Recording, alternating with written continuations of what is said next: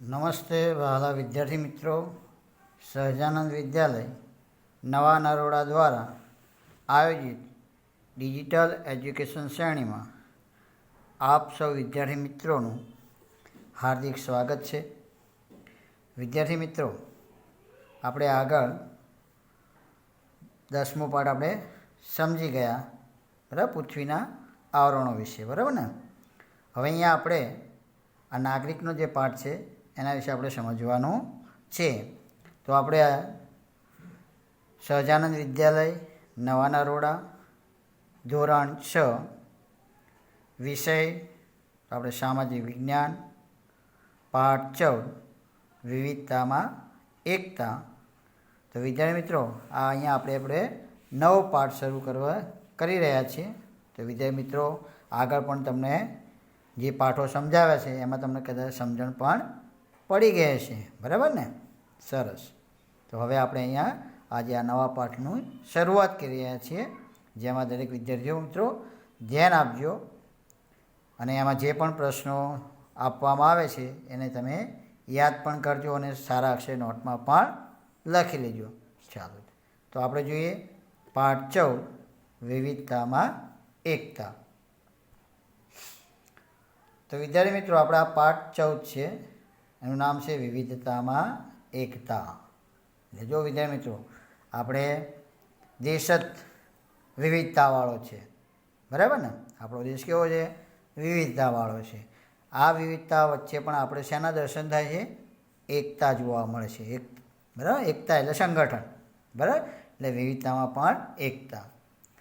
તો આપણે જોઈએ તો ધર્મ, ભાષા, જાતિ, આર્થિક અસમાનતા સાથે વિવિધતા ધરાવતો દેશ આપણો વિશ્વમાં અનોખી ઓળખ ધરાવે છે. તો આપણા દેશની અંદર કઈ કઈ વિવિધતાઓ છે? તો ધર્મ, ભાષા, જાતિ, આર્થિક અસમાનતાઓ, એ વિવિધતા ધરાવતો આપણો દેશ. તો વિશ્વમાં આટલી વિવિધતાઓ કોઈ દેશમાં જોવા મળતી નથી, એટલી વિવિધતાઓ આપણા દેશમાં જોવા મળે છે. એટલે કે આખા વિશ્વની અંદર જેટલી વિવિધતાઓ નથી એટલી વિવિધતાઓ આપણા દેશની અંદર, એટલે ભારત દેશની અંદર છે. તો સમાજ જીવનની અંદર કયા કયા ભિન્નતાઓ જોવા મળે? તો ખોરાક, તહેવાર, રીત રિવાજ, પોશાક, રહેણી કહેણી, રીત રિવાજો વગેરે આપણે સામાજિક ભિન્નતાઓ જોવા મળે છે. તો આપણા દેશમાં એકતા અને સમાનતા માટે આપણે શું કરી શકીએ એ આપણે જોવાનું છે. એટલે આપણા દેશની અંદર એકતા એટલે કે સંગઠન જળવાઈ રહે અને સમાનતા રહે, આખા દેશની અંદર બધા સમાન, એમ, બરાબર. તો એ માટે આપણે શું કરી શકીએ એના વિશે આપણે અહીંયા જોવાનું છે.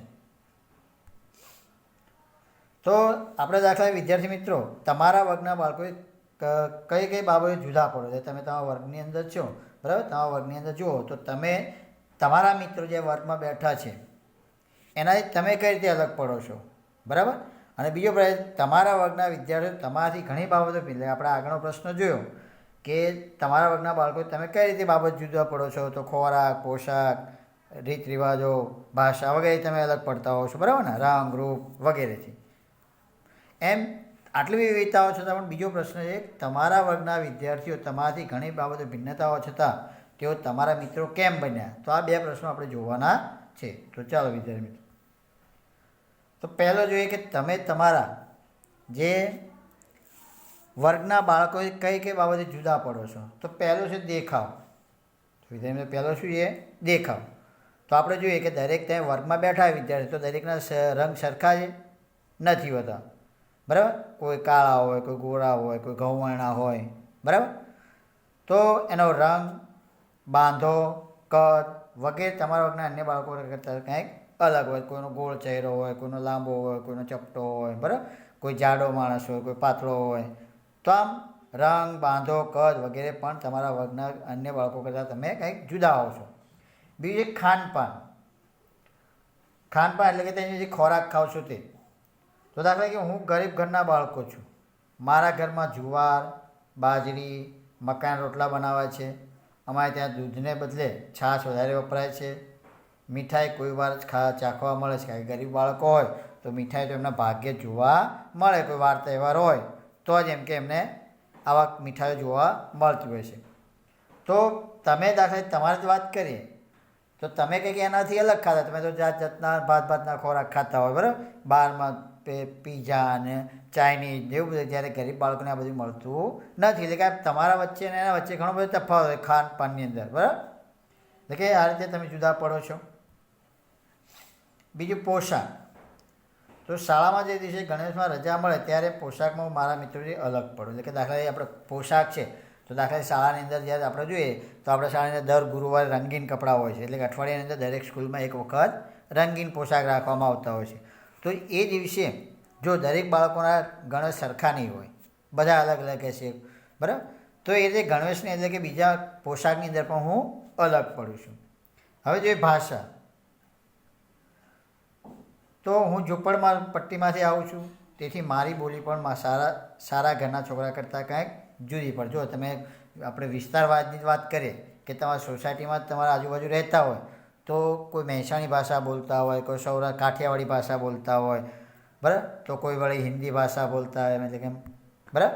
તો કોઈ મરાઠી બોલતા હોય. તો એટલે દરેક જણની ભાષા સરખી હોતી નથી. તમારા વર્ગમાં પણ કોઈ વિદ્યાર્થી અલગ બોલતો હોય તો ક્યારેક તમે એને હસવું પણ આવી જતું હોય, તો તમે જે બોલતા હોય એને પણ હસવું આવી જતું હોય છે. તો આ રીતે બધા છોકરાની ભાષા એક સરખી હોતી નથી. આપણે એવું કહેવાય છે કે 12 ગાવે બોલી બદલાય, એવી કહેવત પણ છે. એટલે 12 કિલોમીટર જાઓ ત્યારે, એટલે કે 12 ગાઓ તમે વિસ્તાર વટાવો એટલે ત્યાં શું બદલાય છે? ભાષાઓ બદલાતી હોય છે, બરાબર. તો આ રીતે દરેક વિસ્તારની ભાષાઓ કેવી હોય છે?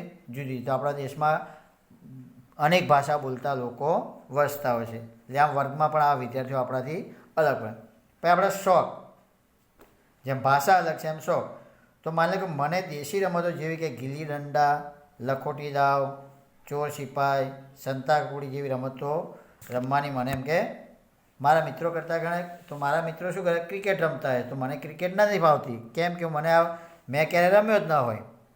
હું દેશી એટલે ગામડાઓમાં જે રમત રમાતી હોય, મારા ગીલી દંડા છે. જો તમે તો ગીલી દંડા એ રમતા નથી. લખોટી દાવ પણ ઓછા રમતા હોય છે. ચોર સિપાઈ, સંતાકુકડી આ બધી રમતો રમતા હોય.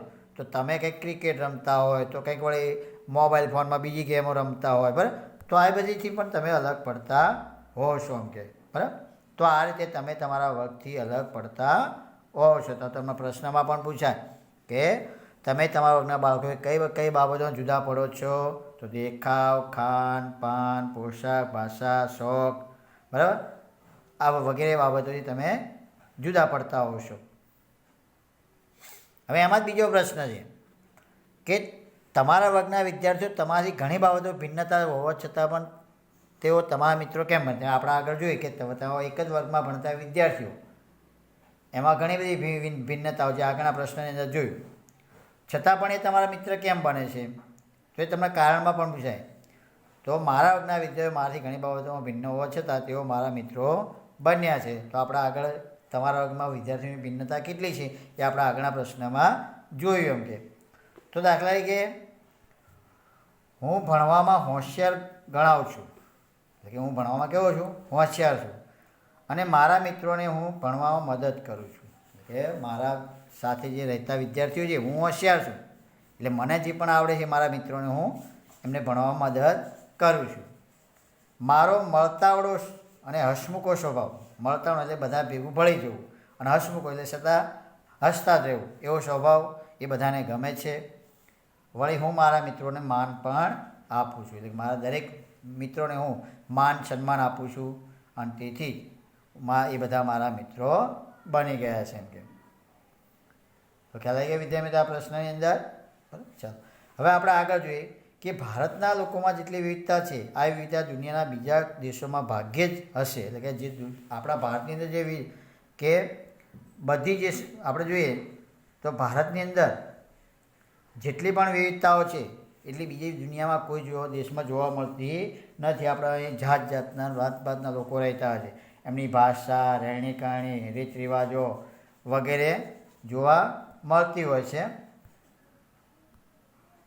એટલે કે ભારતના લોકોમાં જેટલી વિવિધતા છે એટલી વિવિધતા બીજા દેશોમાં ક્યાંય જોવા મળતી નથી. જો આપણા અનેક જાતિના લોકો રહે છે, ધર્મ પાળતા લોકો રહે છે, ભાષા બોલતા લોકો રહે છે, રહેણી કહેણીમાં પણ વિવિધતાઓ જોવા મળે છે, બરાબર. તો આ બધી ઘણી બધી તો આટલી બધી વિવિધતાઓ બીજા દેશોમાં જોવા મળતી નથી. એટલે કે દુનિયાની બધી જ સંસ્કૃતિ કહીએ ને તો આપણા ભારતમાં વિકાસ છે એવું માનવામાં આવે છે.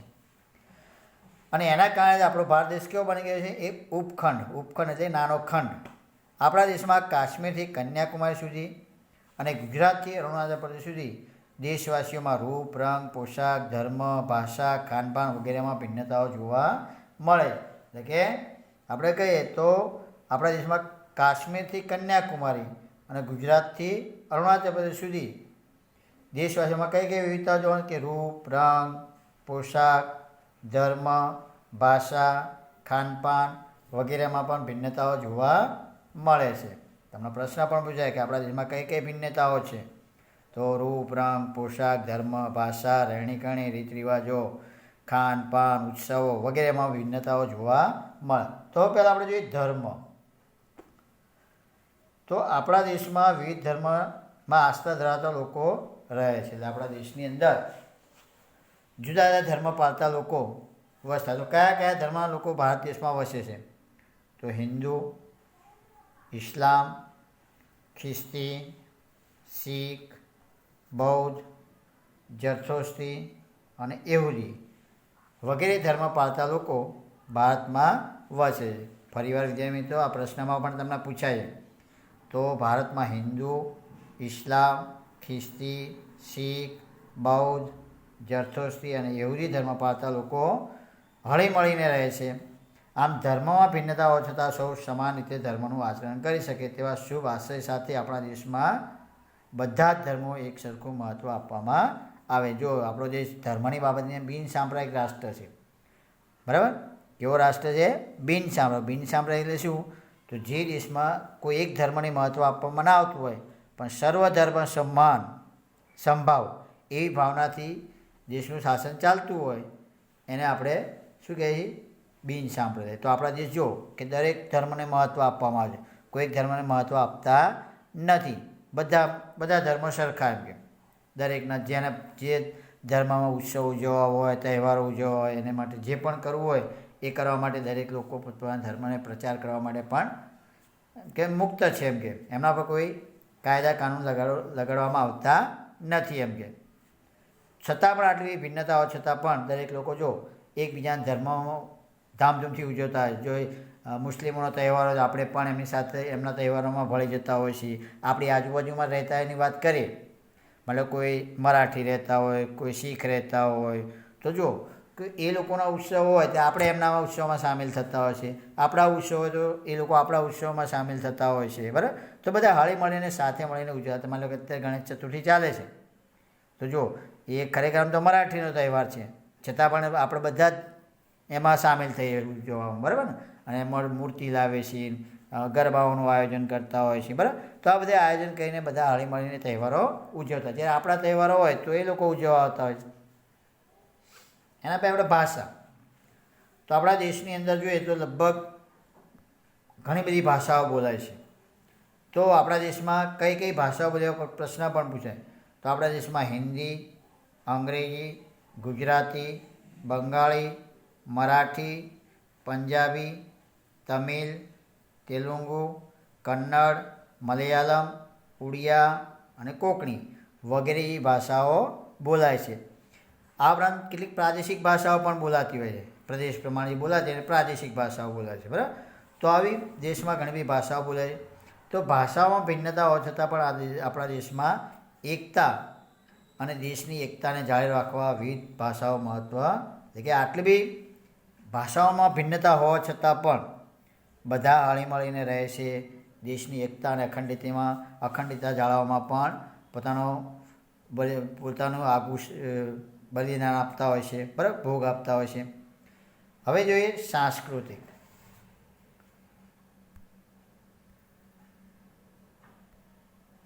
તો આપણા દેશમાં ધર્મ અને ભાષા ભિન્નતા હોવાથી સાંસ્કૃતિક વિવિધતા પણ બહોળો પ્રમાણ જોવા છે. કે ધર્મ અને ભાષામાં ભિન્નતા હોવાથી સાંસ્કૃતિક બાબતમાં પણ ઘણી બધી વિવિધતાઓ જોવા મળે છે. વિવિધ પ્રદેશ કે રાજ્યમાં સાંસ્કૃતિક વિવિધતા સરળતા જોઈએ, એટલે કે દરેક રાજ્યોમાં કે પ્રદેશની અંદર સાંસ્કૃતિક જે વિવિધતાઓ છે આપણે સરળતાથી જો દરેક પોતાની સંસ્કૃતિનો વિકાસ કરવા માટે પ્રયત્ન કરતા હોય છે, બરાબર. તો હવે આપણે જોઈએ કે કયા કયા તહેવારો ઉજવવામાં આવતા હોય છે. તો દિવાળી, મકર સંક્રાંતિ, હોળી, દશેરા, શિવરાત્રિ, ગણેશ ચતુર્થી, ઈદ, નાતાલ, અષાઢી બીજ, મોહરમ, બુદ્ધ જયંતિ, મહાવીર જયંતિ, ઓણમ, પતિથી, વૈશાખી વગેરે જેવા તહેવારો જુદા જુદા રાજ્યમાં વસતા લોકો બધા હળી મળીને ઉજવતા હોય છે એમ કે, બરાબર. તો જો આ બધા જ તહેવારો હિન્દુ, મુસ્લિમ, શીખ, ઈસાઈ જે આપણા અહીંયા વસવાટ કરે બધા જ ધર્મના લોકો હળી મળીને ઉજવતા હોય છે. કોઈ ગુજરાતી મહારાષ્ટ્રમાં પણ વસવાટ કરતો હોય, મહારાષ્ટ્ર અને ગુજરાતમાં પણ આવીને વસવાટ કરતો હોય, તો જ્યારે પણ ઉત્સવ આવતા હોય તો એ લોકો પણ આપણા તહેવારમાં સામેલ થતા હોય છે. અને આપણે પણ ત્યાં રહેતા હોય તો એમના રાજ્યમાં રહેતા હોય ત્યાં આપણે હળી મળીને ઉજવતા હોય છે. તો અહીંયા આપણે જોઈએ તો દેશમાં જુદા જુદા ભાગમાં વસતા લોકો અલગ અલગ પ્રકારના નૃત્યોમાં કુશળ. દરેક રાજ્યની જો એક આગવું નૃત્ય હોય છે. તો અહીંયા આપણે જોઈએ દાખલા તરીકે રાસ ગરબા તો ક્યાંના વખણાય છે? તો ગુજરાતના. ભાંગડા તો પંજાબ, કથક તો ઉત્તર પ્રદેશ, કુચીપુડી તો આંધ્રપ્રદેશ, કથકલી કેરળ, ભરતનાટ્યમ તમિલનાડુ, બિહુ અસમ, ઓડિશી તો ઓડિશા અને ઘુમ્મર રાજસ્થાન. તો આ બધા દરેકને પોતાની આગવી વિશેષતાઓ હોય. દરેક રાજ્યની શું હોય?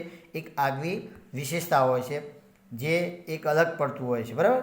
તો અહીંયા નૃત્યો આપણને આપેલા કયા રાજ્યના કયા નૃત્યો પ્રખ્યાત છે, બરાબર. તો આ યાદ પણ રાખજો વિદ્યાર્થી મિત્રો. જોડકાની અંદર પણ પૂછાતા હોય છે અથવા ખાલજીયાની અંદર પણ પૂછાતા હોય છે.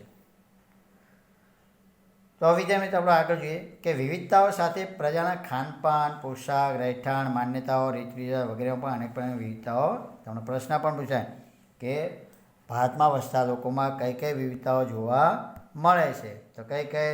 તો ખાનપાન, પોશાક, રહેઠાણ, માન્યતાઓ, રીત રિવાજો વગેરેમાં પણ અનેક પ્રકારની વિવિધતાઓ જોવા મળે છે. આ ઉપરાંત સ્થળની આબોહવા, ભૂપૃષ્ઠ, ખેતી, જંગલો વગેરેમાં પણ ભૌગોલિક બાબતને કારણે પણ દેશમાં તો જો દરેક સ્થળની આબોહવા એક સરખી નથી. દરેક સ્થળની આપણે આબોહવા જુદી જુદી હોય છે. એટલે આપણે લોકો જો કે ઉનાળો હોય તો ત્યાં ઠંડી આબોહવા હોય ત્યાં ફરવા જતા હોય છે, બરાબર ને. પછી ભૂપૃષ્ઠ પણ બધી જગ્યાએ સરખું. કોઈ ઊંચ નીચા પહાડો હોય છે, તો કોઈ ખીણ પ્રદેશો હોય છે, તો કોઈ મેદાન પ્રદેશો હોય છે, તો ક્યાંક રણ પ્રદેશ હોય છે. તો ખેતીમાં પણ વિવિધતા હોય. તો જો ખેતીની અંદર બધી એક જગ્યાએ એક સરખી ખેતી નથી થતી. જે પાક ગુજરાતમાં પાકતો હોય તો એ બીજા રાજ્યમાં ન પણ પાકતો હોય અથવા ઓછો પાકતો હોય. મારે કોઈ સફરજનની ખેતી છે તો આપણે ગુજરાતમાં ના થતી હોય પણ બીજા રાજ્યમાં થતી હોય. એવા ઘઉંના પાક તો બીજે થતા હોય પણ ઓછા પ્રમાણમાં થતા અથવા બિલકુલ ના થતા હોય, બરાબર. તો આ રીતે ખેતીમાં પણ વિચાર. તો જંગલોમાં જે વૃક્ષો થતા હોય તો એ ગુજરાતના જંગલોમાં ના થતા હોય. એટલે કે દરેકને આબોહવા પ્રમાણે અનુકૂળતાઓ સાધી અને એ પ્રમાણે વિવિધતાઓ જોવા મળે છે. અહીંયા આપણે ભારતનો નકશો જોવાનો. એમાં આસામ અને કેરળ રાજ્યનું સ્થાન સુધી આ બંને ભૌગોલિક પરિસ્થિતિ ત્યાંના નિવાસીઓ ભોજન, પોશાક, ખેતી, વ્યવસાય વગેરે પર કેવી અસર. તો આપણે જાણીએ છીએ કે અસમ એ છેક આપણે ઉપરના ભાગમાં આવેલું છે, કેરળ છેક નીચેના ભાગમાં દરિયા કિનારાએ આવેલું છે, બરાબર.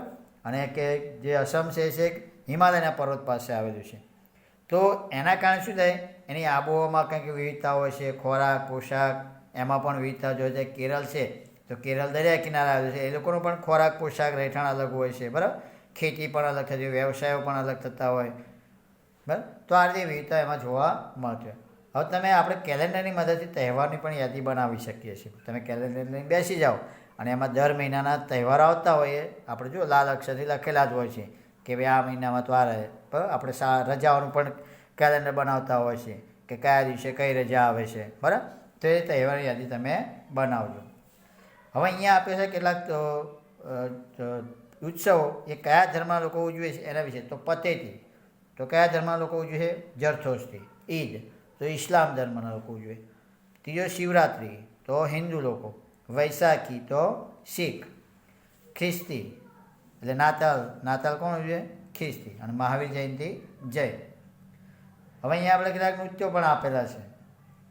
તો કથકલી જે કેરળ, બરાબર. પછી ઘુમ્મર નૃત્ય તો રાજસ્થાન. રાસ ગરબા તો ગુજરાત. અને ભાંગડા તો પંજાબ. તો વિદ્યાર્થી આ પણ ખાસ યાદ રાખજો કે જેથી કરી તમને જોડકા ખાલી આમાં પૂછાઈ શકે છે. એના પછી આપણે જોઈએ વિવિધતામાં એકતા. તો ભારતીય સંસ્કૃતિ વિશ્વની પ્રાચીન સંસ્કૃતિમાંની એક છે. એટલે કે જે આપણે વિશ્વની જે સંસ્કૃતિ જે વિકસી છે એમાં ભારતીય સંસ્કૃતિ ખૂબ પ્રાચીન સંસ્કૃતિ ગણવામાં આવે છે. આપણી દેશની પ્રજા ખોરાક, પોશાક, રહેઠાણ, ધર્મ, ભાષા, રીતિ રિવાજ, તહેવાર વગેરેમાં પણ ભિન્નતાઓ જોવા મળે, છતાં પણ દેશવાસીઓમાં ભાવાત્મક એકતા જોવા મળે છે. અને વિવિધતામાં એકતા એ આપણી આગવી, તમે પ્રશ્ન પણ પૂછાય કે ભારતીય સંસ્કૃતિની આગવી વિશેષતા કઈ છે? તો વિવિધતામાં એકતા. એટલે કે આટલી બધી વિવિધતાઓ છે: ખોરાક, પોશાક, રહેઠાણ, ધર્મ, ભાષા, રીત રિવાજ, રંગ, રૂપ, તહેવારો, ઉત્સવો, આ બધામાં ભિન્નતાઓ હોવા છતાં પણ જ્યારે પણ દેશ ઉપર કોઈ સંકટ આવી પડે ત્યારે બધા એક થઈને એનો સામનો કરતા હોય છે. એટલા માટે વિવિધતામાં એકતા એ આપણી સંસ્કૃતિનું એક આગવું લક્ષણ છે.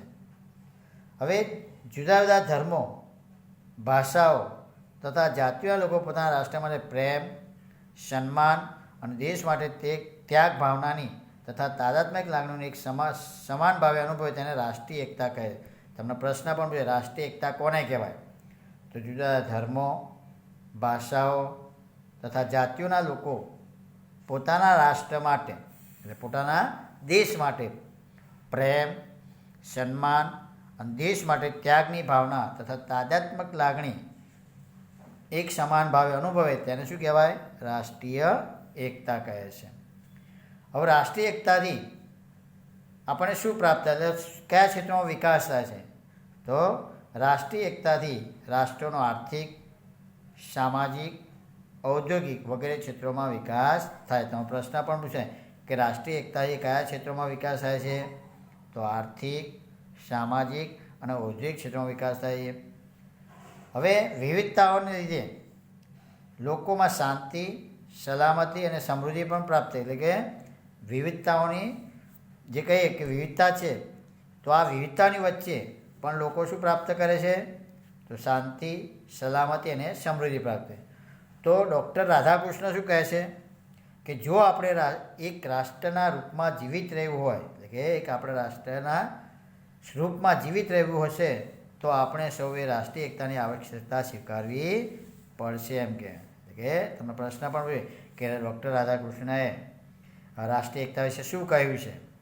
તો જો આપણે એક રાષ્ટ્રના રૂપમાં જીવિત રહેવું હશે તો આપણે સૌએ રાષ્ટ્રીય એકતાની આવશ્યકતા સ્વીકારવી જ પડશે. અને આઝાદી લડતમાં દેશવાસીઓએ રાષ્ટ્રપ્રેમ અને સમર્પણની ભાવના થકી રાષ્ટ્રીય એકતાના દર્શન કરાવ્યા હતા. એટલા માટે વિવિધતામાં એકતા એ આપણા દેશની વિશિષ્ટતા છે.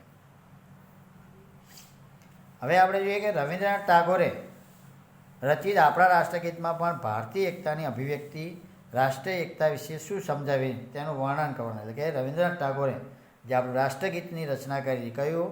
જનગણ મન એમ કે. બરાબર? તો રવિન્દ્રનાથ ટાગોરે જે આપણે રાષ્ટ્રગીતની રચના કરી એમાં શું સમજાય એનું આપણે વર્ણન કરવાનું. તો જો વિદ્યાર્થી મિત્રો અહીંયા તમને પ્રશ્નમાં પણ પૂછાય છે કે આપણું રાષ્ટ્રગીત કયું છે? જનગણ અધિનાયક. એ આપણે 15મી ઓગસ્ટ અને 26મી જાન્યુઆરી આપણે ગાતા હોઈએ છીએ. બરાબર ને? તો આ ગીતના રચયિતા કોણ હતા? રવિન્દ્રનાથ ટાગોર. આ ગીતમાં ભારતની એકતાની અભિવ્યક્તિ, એટલે કે આ ગીતમાં શેની અભિવ્યક્તિ કરી છે? ભારતની એકતા. આ ગીતમાં ભારતના વિવિધ પ્રાંતો, એટલે કે આ ગીતની અંદર જો જુદા જુદા પ્રાંતોની રચના જોવા મળે છે. તો કયા કયા? તો પંજાબ, સિંધ જે અત્યારે પાકિસ્તાનમાં આવેલું છે, ગુજરાત, મરાઠા જે આપણે મહારાષ્ટ્ર કહીએ છીએ, દ્રવિડ એટલે દક્ષિણના રાજ્યો, ઉત્કલ એટલે ઓરિસ્સા, પશ્ચિમ બંગાળ, હિમાચલ પ્રદેશ વગેરે રાજ્યનો ઉલ્લેખ કરવામાં આવ્યો છે. આ ઉપરાંત પર્વતો જેવા કે વિંધ્યાચલ પર્વત, હિમાલય અને નદીઓ. તો નદીઓ કઈ કઈ? તો યમુના, ગંગાનો પણ આ ગીતમાં ઉલ્લેખ કરવામાં આવ્યો છે. વળી ભારતની ત્રણેય દિશાએ આવેલી સાગરની પણ અહીંયા આ ગીતમાં વાત કરેલી છે. તો આપણા ભારતની ત્રણ બાજુ કયા કયા મહાસાગર આવેલા છે? તો પશ્ચિમમાં પેસિફિક મહાસાગર, દક્ષિણમાં હિન્દ મહાસાગર અને પૂર્વમાં બંગાળની ખાડી. એમ ત્રણેય દિશે જે આવેલી છે સાગર, એની પણ વાત કરવામાં આવે છે. આમ ભારતની ચારે દિશામાં આવેલા વિવિધ પ્રાંતો, પર્વતો, નદીઓ વગેરેનો ઉલ્લેખ કરી કવિ કહે છે કે આ બધું જેમાં છે તે અમારો ભાગ, એટલે કે આ બધું જે છે ભારત દેશમાં એ કોનો દેશ છે? અમારો. કયો? ભારત. અમે એ દેશના વતની છીએ, એટલે એને આપણે શું કહીએ? ભારતવાસી છીએ. આવો ઉત્કૃષ્ટ અને દેશભક્તિસભર ભાવ આપણા રાષ્ટ્રગીતમાં સમાયેલો છે. આ ગીત દેશના તમામ નાગરિકોના હૈયાનો સ્પર્શી જાય છે. તે ગવાય છે ત્યારે હૈયામાં રાષ્ટ્રભક્તિની ઉછાળ છે. આમ રાષ્ટ્રગીતના શબ્દો તેનું ગાન આપવા સૌમાં એકતાની ભાવના પેદા, એટલે રાષ્ટ્રગીતના કારણે દરેકના એકતાની ભાવના પણ પેદા થાય છે. એમ કે તો વિદ્યાર્થી મિત્રો, વિવિધ જાતિઓ, ધર્મો, રીત રિવાજ, સંસ્કૃતિ, ભાષાઓ વગેરેનો સમન્વય પણ ભારતમાં થયેલો, કે કોનો કોનો સમન્વય ભારતમાં થયેલો છે? તો વિવિધ જાતિઓ, ધર્મ, રીત રિવાજો, સંસ્કૃતિ, ભાષાઓ વગેરેનો. તો ભારત વૈવિધ્ય ધરાવતો દેશ હોવાથી ભારતીય સંસ્કૃતિનું સર્જન પણ કર્યું છે. એટલે કે ભારત વૈવિધ્ય ધરાવતો દેશ, જુદો જુદો છે એમ, વિવિધતા ધરાવતો દેશ છે. આથી ભાતીગળ સંસ્કૃતિનું સર્જન, ભાતીગળ એટલે જુદી જુદી સંસ્કૃતિનું સર્જન થયું છે. ભારતે વસુધૈવ કુટુંબકમ, એટલે કે ભારતે વસુધૈવ કુટુંબકમ, એટલે કે સમગ્ર વિશ્વ એક કુટુંબ છે એવી ભાવના છે. ભારત કેવી ભાવના ધરાવશે? વસુધૈવ કુટુંબકમ, એટલે કે સમગ્ર વિશ્વ એક કુટુંબની ભાવના એ વિશ્વની અંદર સાકાર કરી છે. એટલે કે તમે પ્રશ્ન પણ પૂછ્યો, ભારતે કઈ ભાવના વિશ્વમાં સાકાર કરી છે? તો વસુધૈવ કુટુંબકમ, એટલે વિશ્વ એક કુટુંબ છે એમ કે એવી ભાવના વિકસાવી છે. ભારતે ધાર્મિક સહિષ્ણુતા અને સર્વધર્મ સંભાવ એ પ્રસાર વિશ્વની અંદર કર્યો છે. ભારત કેવો છે? બિન સાંપ્રદાયિક. જે વિદ્યાર્થી મિત્રો આગળ પણ મેં સમજાવ્યું, બિન સાંપ્રદાયિક કોને કહેવાય? તો જે દેશનું બંધારણ કોઈ એક ધર્મના નામે ચાલતું ન હોય, એટલે કોઈ પણ દેશનો વહીવટ કોઈ એક ધર્મના નામે ન ચાલતો હોય અને દરેક ધર્મને સમાન ન્યાય આપવામાં આવતો હોય, એવા દેશને આપણે બિન સાંપ્રદાયિક. તો આપણો દેશ જો કે બધા ધર્મને સમાન ગણે છે, કોઈ ધર્મને એક વધારે મહત્ત્વ આપતો નથી, એટલે એને આપણે બિન સાંપ્રદાયિક કહીએ છીએ. આપણા બંધારણમાં પણ એને કોઈ સ્થાન આપવામાં આવ્યું નથી. દરેકને જે ધર્મ પાળવો હોય પાળવાની છૂટ આપેલી છે. વિવિધતામાં એકતા એ આપણી ભારતીયનું મહત્ત્વનું લક્ષણ છે. એટલે કે આપણી સંસ્કૃતિનું લક્ષણ કયું છે? વિવિધતામાં એકતા. આપણા દેશમાં ધર્મ, સંપ્રદાયો,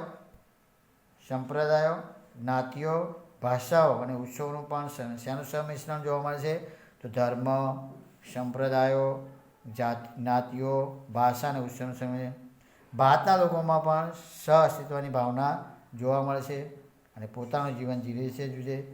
ભારતીય પ્રજાએ આપણી વિવિધતામાં પણ સંવર્ધન અને જતન, એટલે આપણી સંસ્કૃતિનું રક્ષણ પણ કર્યું છે અને વિકાસ પણ કર્યો છે, જેથી તે અદ્વિતીય છે. તો વિદ્યાર્થી મિત્રો, હવે આપણે જોઈએ આજનું ગૃહ કાર્ય. તો અહીંયા આપણને આ પ્રશ્નો તમારે સારા અક્ષરે નોટમાં લખવાના છે. તો વિદ્યાર્થી મિત્રો, આ પ્રશ્નો યાદ પણ કરજો અને સારા અક્ષરે નોટમાં પણ લખી લેજો. તો નીચેના પ્રશ્નોના જવાબ આપો. તો ભારત દેશ કઈ કઈ સમાનતાઓ ધરાવે છે? વિદ્યાર્થી મિત્રો, મેં આગળ પાઠ સમજાવ્યો એમાંથી જ આ બધા પ્રશ્નો છે, એટલે એમાં પણ તમને પાઠ સમજાયો એમાં પણ તમને ખ્યાલ આવી ગયો હશે. તો ભારત દેશ ધર્મ, ભાષા, જાતિ અને આર્થિક અસમાનતાઓ ધરાવતો દેશ છે. પ્રશ્ન 2, આપણા સમાજ જીવનમાં કઈ કઈ ભિન્નતાઓ જોવા મળે છે? આપણા સમાજ જીવનમાં કઈ કઈ ભિન્નતાઓ જોવા મળે છે? તો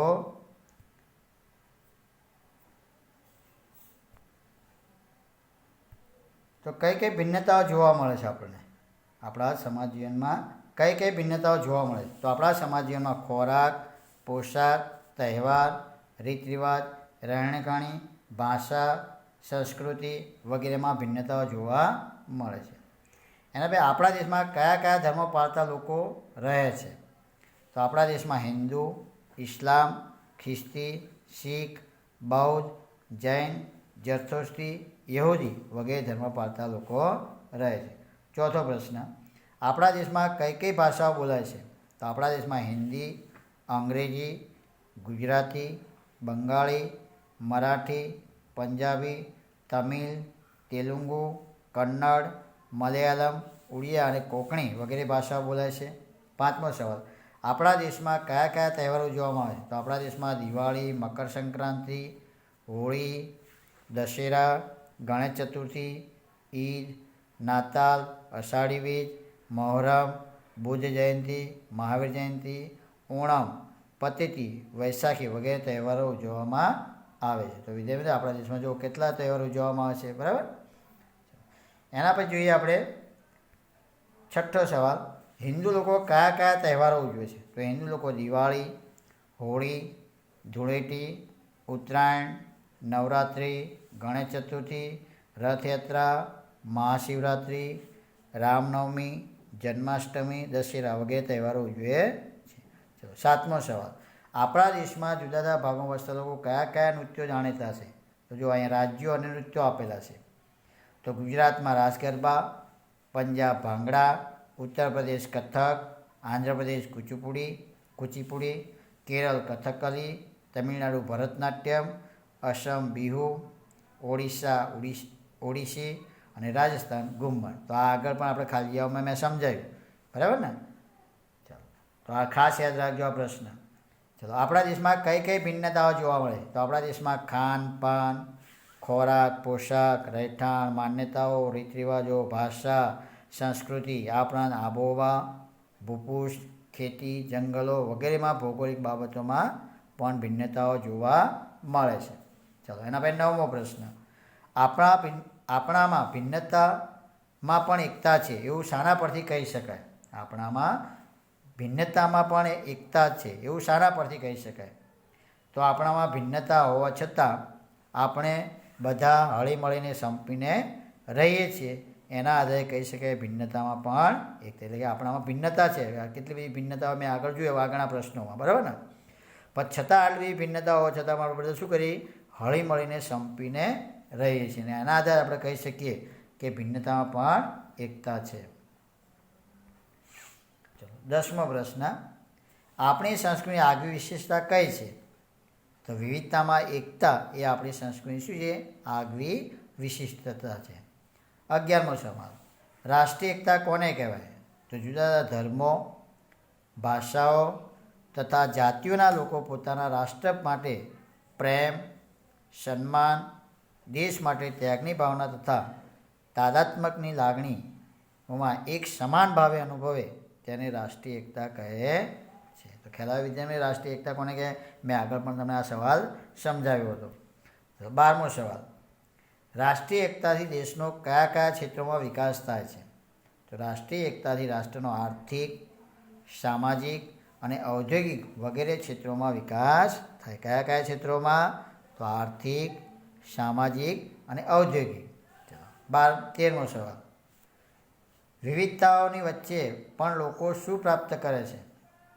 તો વિવિધતાની વચ્ચે પણ લોકો શાંતિ, સલામતી અને સમૃદ્ધિ પ્રાપ્ત કરે છે. વિદ્યાર્થી મિત્રો, અહીંયા 2 વખત 12 સવાલ લખાઈ ગયા છે, બરાબર. ચાલો, 13મો સવાલ, રાષ્ટ્રીય એકતા અંગે ડૉક્ટર રાધાકૃષ્ણને શું કહ્યું? આ પ્રશ્ન તમને આગળ પણ મેં સમજાવ્યો. તો રાષ્ટ્રીય એકતા અંગે ડૉક્ટર રાધાકૃષ્ણને કહ્યું છે કે જો આપણે એક રાષ્ટ્રના રૂપમાં જીવિત રહેવું હશે તો આપણે સૌએ રાષ્ટ્રીય એકતાની આવશ્યકતા સ્વીકારવી પડશે. ખ્યાલ કે વિદ્યાર્થી મિત્રો? ચલો, 14મો સવાલ, આઝાદીની લડત વખતે દેશોએ કઈ રીતે રાષ્ટ્રીય એકતાના દર્શન, એટલે કે જ્યારે આઝાદી અંગ્રેજોની ગુલામીમાં હતા ત્યારે જ્યારે આઝાદીની લડત વખતે દેશવાસીઓ કઈ રીતે રાષ્ટ્રીય એકતાના દર્શન? તો આઝાદીની લડત વખતે દેશવાસીઓએ રાષ્ટ્રપ્રેમ અને સમર્પણની ભાવના દર્શાવીને રાષ્ટ્રીય એકતાના દર્શન કરાવ્યા હતા. એના પછી 15મો સવાલ, વસુધૈવ કુટુંબકમ એટલે શું? તો વસુધૈવ કુટુંબ એટલે સમગ્ર વિશ્વ એક કુટુંબ છે એવી ભાવના. 16મો, ભારતે વસુધૈવ કુટુંબકમની ભાવના કઈ રીતે દર્શાવી છે? તો ભારતે ધાર્મિક સહિષ્ણુતા અને સર્વધર્મ સંભાવનો પ્રચાર વિશ્વમાં કરીને વસુધૈવ કુટુંબની ભાવના દર્શાવી. કઈ રીતે?